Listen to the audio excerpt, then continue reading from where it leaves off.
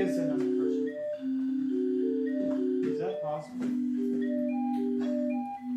So we're going to be talking about the bottle organ. I almost want to see how this looks though. Maybe just tell us when you're rolling. Okay. Okay, now I'm rolling. Alright, so this is the design we came up with in the end.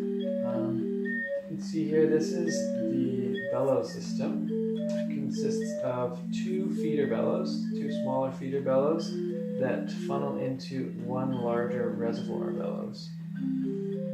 So here we have the two foot pedals, which roll along the two feeder bellows. So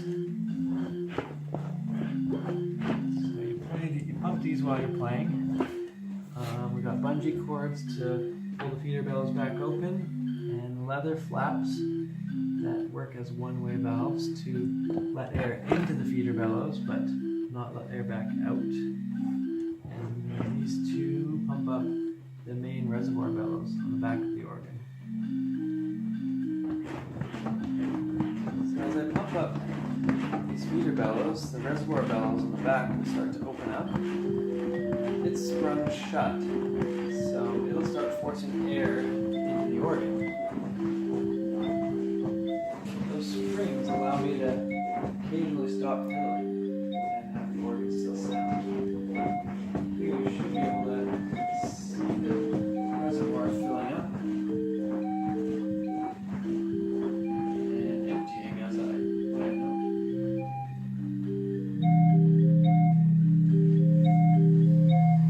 Let it empty right out.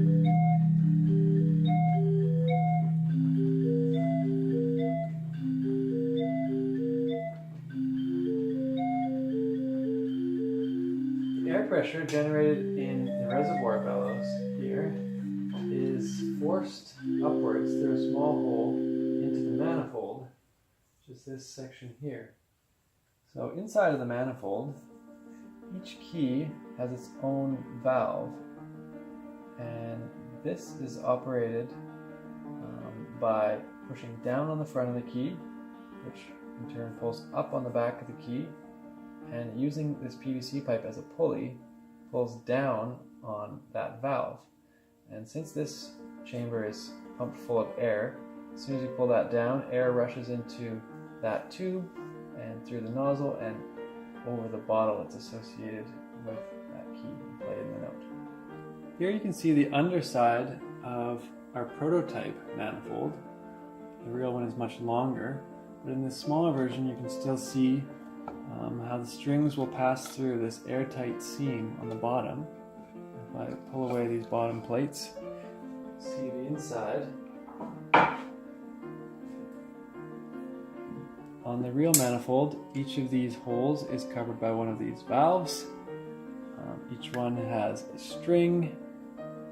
It has a valve spring held in place by these blocks. It has the guides, and yeah, as you push the note, you pull on the string and allow air to flow into the hole underneath of the valve and through that tube into the bottle.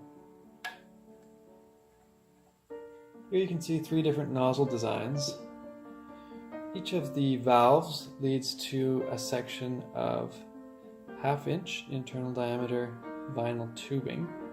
At the end of this tube, the larger bottles for the lower notes has a 1/2 inch internal diameter piece of copper pipe, which is flattened on the end and provides a nice thin stream of air to blow over the bottle. The higher notes, which have smaller bottles, have a 5/16 internal diameter section of copper pipe, a smaller and thinner stream of air that comes out, and those work well on the higher notes. We did toy with another design, which was a wooden nozzle. We saw this on the Guinness beer bottle organ video, but these proved too time consuming to make and didn't lead to any increase in performance, so we decided to just stick with the two different sizes of copper pipe for all of our notes on the organ. Here we've got 36 bottles that are the 36 notes of the organ. The lowest octave here are the wine bottles, 750 milliliter wine bottles. Top two octaves are ice wine bottles, which are 375 milliliters. Each of the nozzles is mounted on a rail. These rails can be rotated forwards and backwards, and the nozzle itself is clamped between two screws and can slide forwards and backwards. So this gives us a lot of wiggle room to find the right angle to sound the note. The tuning of these bottles was pretty sensitive. Initially we tuned the bottles with water and quickly found that the water was evaporating to the detriment of the tuning. We then tuned it with vegetable oil, which has been overall fairly good, but is somewhat temperature dependent. So I think ultimately the solution would be to tune them with melted wax, which would give us a consistent pitch at all temperatures and all times.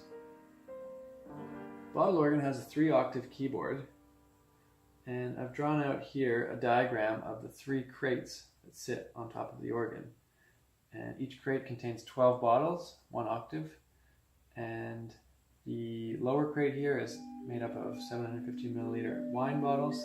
The 2 upper crates have 375 milliliter ice wine bottles, and they cover a range from C3 as our lowest note all the way up to our upper octave here, where we have B5 as our highest note. So here you can see a bunch of the parts and tools required for the keyboard, starting with cutting some bird's eye maple to width and using a thickness planer to get these blocks. We then cut our notches and bevels for the white and black keys, and got all of our dimensions by copying it from a piano keyboard. We finished them off with some sanding sealer and lacquer, and drilled holes for a pivot point, as well as a hole in the back of each key to mount an Allen bolt through which the string that passes under the PVC pipe and into the manifold to control the valve is attached to the key itself. Those strings were actually guitar strings, high E strings, that we were able to mount onto the key. Here we also have a spring, which was used to mount under the front of the key to return it to the upright position after you let go of the key. The keys are fitted to a 3/16 rod, which is supported with L brackets, and between each of the keys is a small washer that acts as a spacer. On the back of each key, there's a socket head screw that can control the tension of the string leading to that key's valve. I'll show you here the screw. It has a small hole drilled in it to accept the string, 1 nut to secure the string in place, and another nut to act as a lock nut once you have set the screw to the desired tension.